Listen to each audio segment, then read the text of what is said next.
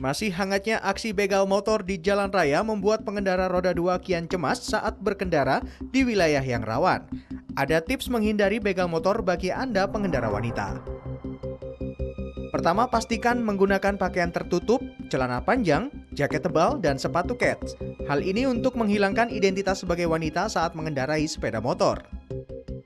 Kedua, gunakan helm full face dan hindari helm yang feminim dan terlalu banyak motif atau corak.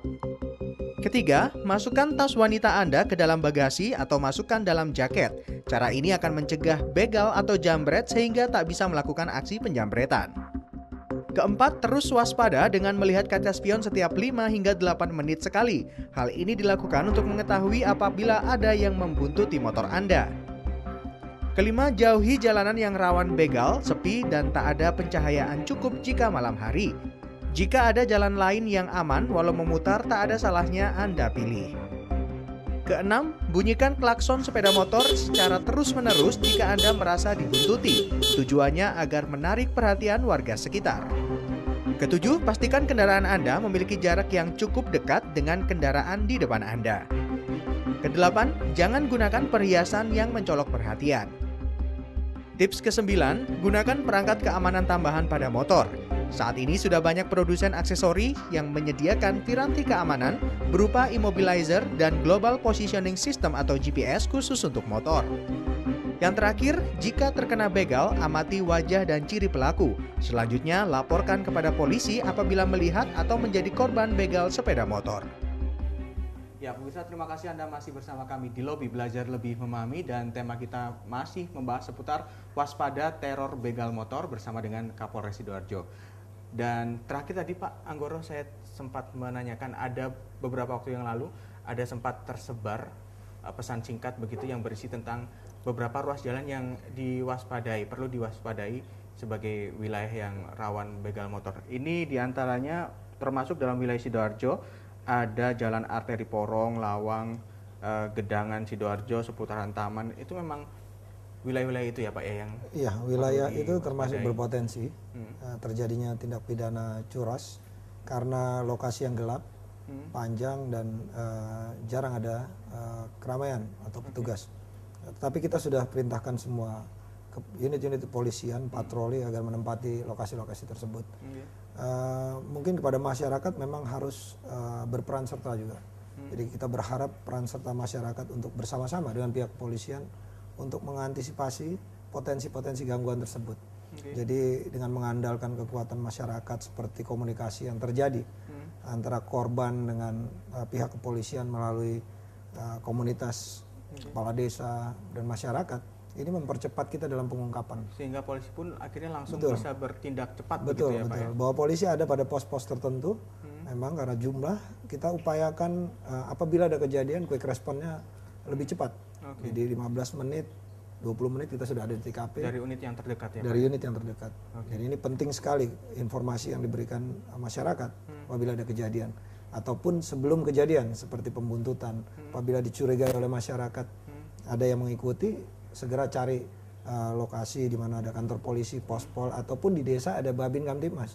Sehingga kita cepat mengantisipasi. Jadi kalau tadi kita sudah melihat beberapa barang bukti, baik itu senjata tajam maupun motor hasil rampasan begitu ya Pak ya.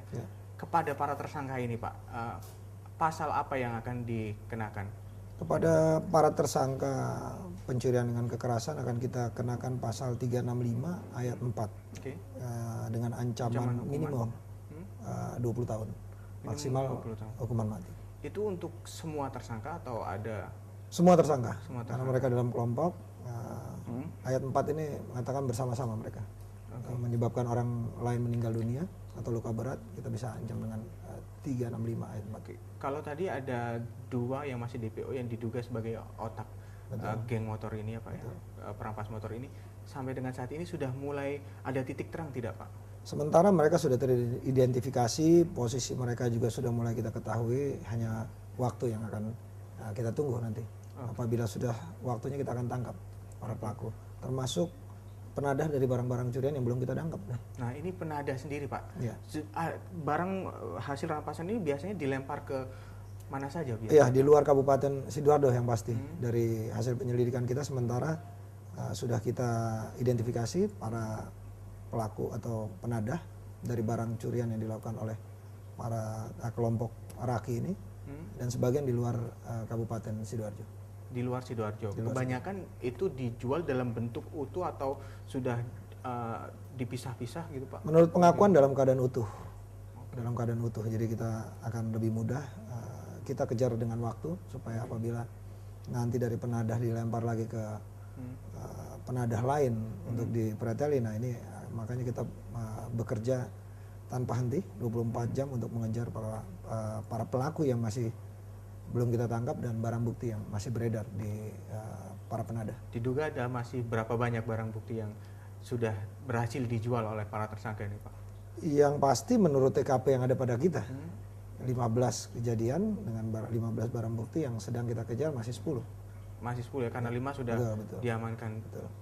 Oke, baik Pak. Mungkin ada imbauan untuk masyarakat ketika dicurigai ada orang yang membutuhkan atau bagaimana, sebaiknya seperti apa, di jam-jam berapa mungkin dalam bisa kasus begal, diberikan imbauan khususnya begal motor. Ya, kami menghimbau kepada seluruh masyarakat khususnya di Sidoarjo bahwa masyarakat tidak perlu khawatir bahwa kejadian ini ada karena niat para pelaku dan adanya kesempatan di lingkungan kita. Jadi polisi berusaha sampai hari ini mencegah bertemunya niat dengan kesempatan para pelaku. Kita melakukan tindakan-tindakan kepolisian, operasi kepolisian ditingkatkan, melakukan kegiatan-kegiatan rutin yang ditingkatkan, tindakan-tindakan patroli, operasi di semua polsek dengan pola waktu, sehingga memperkecil ruang lingkup daripada kegiatan-kegiatan para pelaku yang belum tertangkap. Dan kita pastikan wilayah Sidoarjo dari 15 kejadian yang sudah berhasil kita ungkap, maka pelaku-pelaku begal ini akan hilang. Dan berapapun yang masih ada akan kita upayakan untuk kita tangkap secepatnya.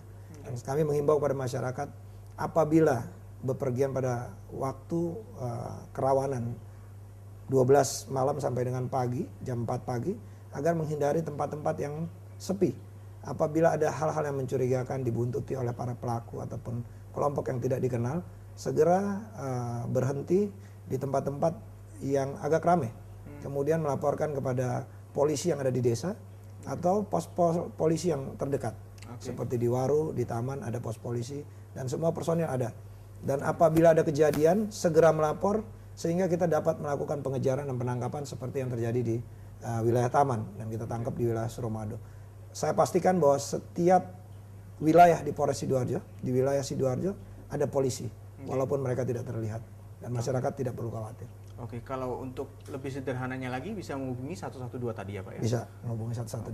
Baik, sekali lagi terima kasih banyak atas kebersamaannya dan informasinya kepada kami dan juga pemirsa di rumah Pak Anggoro. Semoga dalam waktu dekat akan segera tertangkap ya 2 DPO ini ya Pak ya? Ya, mohon doanya dari masyarakat. Baik. Kita akan ungkap secepatnya. Baik, sekali lagi terima kasih Pak Anggoro atas waktunya.